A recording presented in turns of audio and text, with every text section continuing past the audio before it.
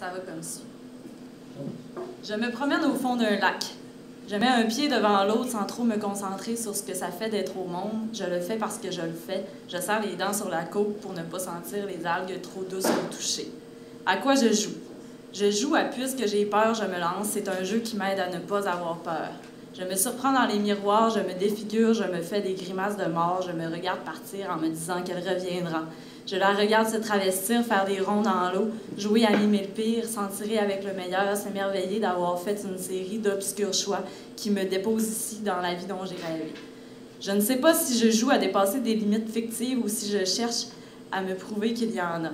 Je sais qu'il faut que je veuille qu'il y en ait pour qu'il y en ait. Je ne sais pas où je veux qu'il soit. J'ai toujours fantasmé sur les ruelles sales, sur les beautés grunge, sur l'épaisseur du mystère qui entoure l'autodestruction, les laisser aller, la folie brute, l'absence de futur, la fulgurance du moment, comme si on pouvait le répéter chaque jour éternellement. Et quand j'y suis, je me demande combien de temps cela est-il magnifique. Vais-je me pulvériser? Qu'est-ce que je vais faire avec mon auréole en cendrier? Mais pourrais-je vivre sans m'obliger à y répondre? Ces couleurs sales sont celles dont je rêve depuis l'enfance. En apnée sur le seuil de soie, il y a des barrières de corail. Me falloir composer avec les herbes mortes, décomposer avec celles sur moi encore vivantes. C'est l'horreur même, c'est la violence, c'est le fentanyl, la joie est grande, c'est à la fois le paradis artificiel et toute la réalité. C'est la porte d'entrée pour le monde des étrangetés. Je me sens à ma place dans les vortex, dans les paysages ménagers bariolés, tracés à grands coups d'occupation organique et colorée. Ce matin-là, j'ai just woke up avec la vie dont j'ai rêvé. C'est comme si ce que je pense se retrouvait à l'origine de ce qui est. J'ai su que j'allais embarquer dans le cirque, que j'allais me déséquilibrer, que j'allais inspirer profondément l'air vicié et me laisser les pupilles s'agrandir. Je ne savais pas où ça me mènerait, si ça s'arrêterait avant la catastrophe, et j'acceptais les conditions d'utilisation avec toute la petite magie dont ma pensée est capable. Bon. Je ne sais pas si j'ai rêvé d'une vie où on joue à Hannah Montana sur la Wii le matin en se sniffant des lignes. Une fois n'est pas coutume. Allez, qu'est-ce que ça peut me faire? Je me suis perdue et j'ai envie de dire avec un grand sourire. Je ne sais pas ce que je cherche, alors j'essaie tout ce que je trouve. C'est la vie de Cracas, c'est intéressant. C'est casual en crise aussi. Je me dis qu'il ne me faudra pas revenir trop souvent si je veux que ça le reste. I mean, intéressant. Je deviens Christiane F. qui s'en va juste assez proche des punks qui traversent la ville en métro pour aller à un event whack avec ses amis craquettes qui pourraient arrêter quand ils veulent, mais qui n'arrêteront pas avant d'avoir essayé de l'héros. On est sur le buvard et on passe la journée à se déguiser. L'activité est intéressante, mais je suis déjà un personnage et je n'arrive pas à me saisir en grande partie parce que je suis bien défoncée et je voudrais bien voir de quoi j'ai l'air. Je ne veux pas d'un déguisement qui ne soit pas une performance. Je ne saurais dire ce que je veux.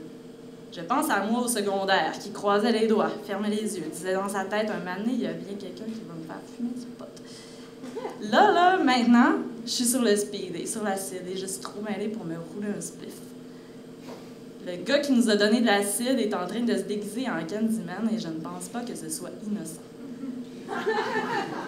Les bonbons sont radioactifs cette année. On nous met en garde contre eux, mais nous les recherchons quand même. Nous voulons connaître la déliquescence sucrée qu'ils procurent. Nous voulons d'eux qu'ils nous fassent ressentir toute la force inquiétante d'être vivants. Et ils y arrivent en nous faisant consentir à la possibilité de notre perte et à l'irréductibilité de notre mort. Ce sont nos amis qui nous les donnent, ceux qui connaissent le spot hanté, ceux qui vont chiller avec les sorcières et les esprits frappeurs dans des rêves, dans des châteaux squats.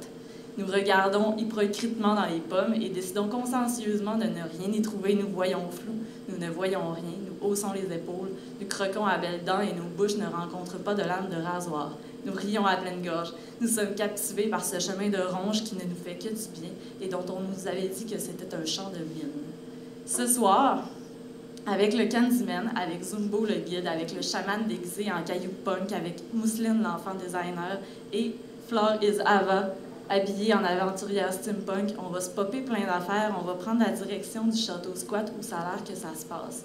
On va se faire des personnages, on va s'habiller comme eux, on va se déguiser en quelque chose de vaguement inavouable, on va se faire peur avec la vérité à travers le mensonge, on va aller piquer le ventre du monstre qui vit à l'épicentre de nos imaginaires.